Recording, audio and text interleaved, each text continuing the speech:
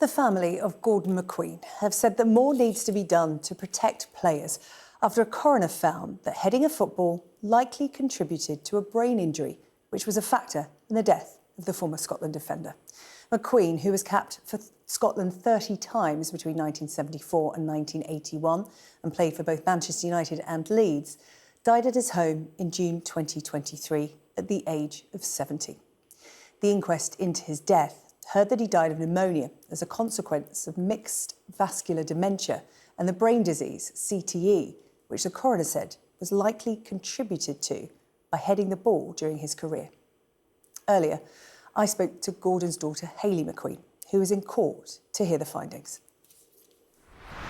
It feels very real, it feels very surreal, it feels strange, like I've been desperately wanting this to happen and to be over and to push forward and use the information and start campaigning, and I'm just a bit, me and my sister were there, we're just sort of a little bit numb. It was like, okay, right. And I'm like, I don't know how I'm supposed to feel, because yes, it came to the conclusion that we'd hoped it would, and it's made us not feel like we're going mad, thinking, okay, I know what this is, this has got to be the answer, it's got to be heading of the football, he had brain damage, how else?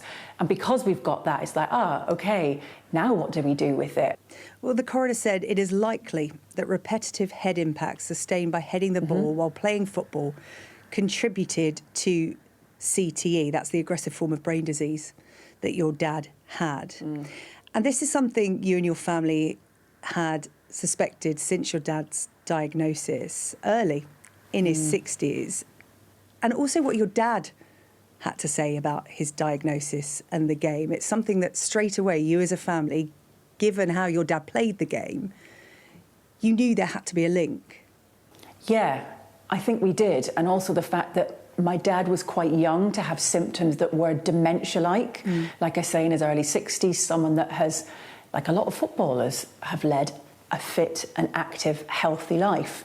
Okay, my dad's generation aren't like the Premier League footballers now, but certainly you go through your life in a profession of being a sports person and hope that you keep your body healthy. Unfortunately, he wasn't able to keep his brain healthy because he wasn't aware, obviously, of the risks of heading of a football. We do now.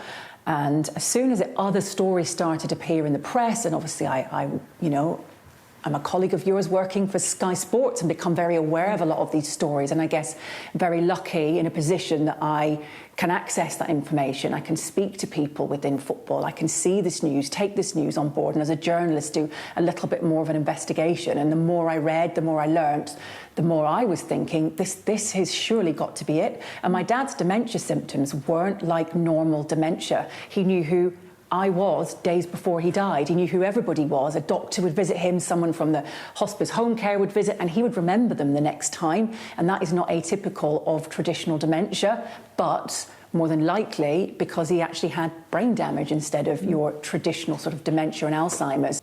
This issue has been on the Sports Authority's radar for some time now.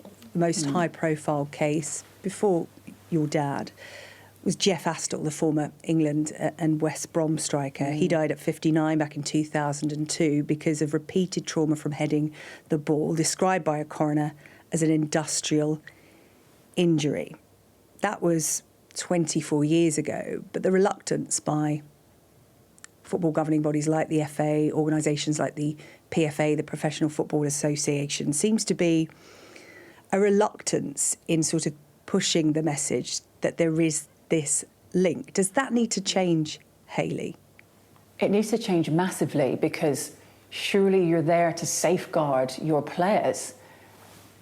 Where is the education?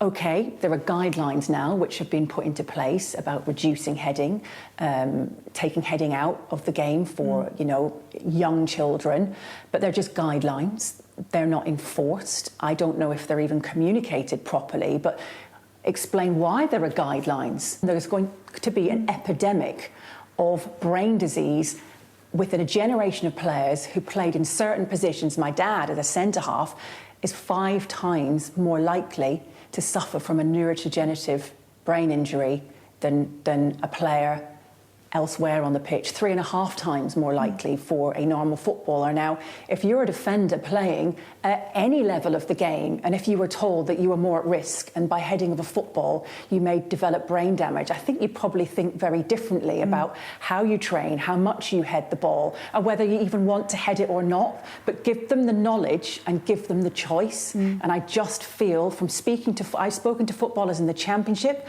I've spoken to footballers in the Premier League, and they haven't been sat down and taught about that. Hayley, you're so passionate, and I think it's important to use that word passionate, not angry. You don't want to apportion blame here. You work in the sport, you know, you love the game, your dad loved the game, and this isn't what this is about. But at the moment we find ourselves in a bizarre situation where if families are lucky enough to get to this inquest stage, the FA is trying to prove that there isn't a link. And what you want is an admission that there is a problem, and it's not about blame. As you said, it's about education and future-proofing football, because the argument always seems to be, well, the game's changed. The ball isn't heavy anymore. It's much more skilled. There's not as much, you know, heading in the game. But that's just not true. And it shouldn't matter if there isn't as much heading. Any heading is still a danger. If they've changed the guidelines, there is a problem, isn't there? Because why would you change training drills for heading of the ball? Why would you limit it in youngsters if there wasn't a problem? So you need to change your rulings, but give an explanation as to why. But they're obviously worried about that. Surely they should be thinking about the education, but I think they're probably more worried about the litigation.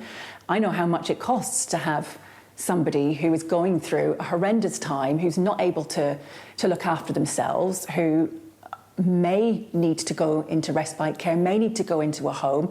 It's tens and tens of thousands of pounds, and if you don't have that money, where are you getting the help from? And I think there is a worry that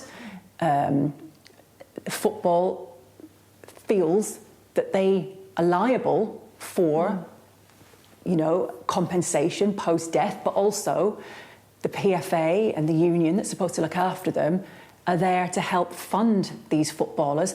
But there's not just a handful, there's not just hundreds, there'll be thousands. And obviously that is going to add up. And I imagine, that's just my assumption, that they're very worried that it's going to become a very, very costly problem for them.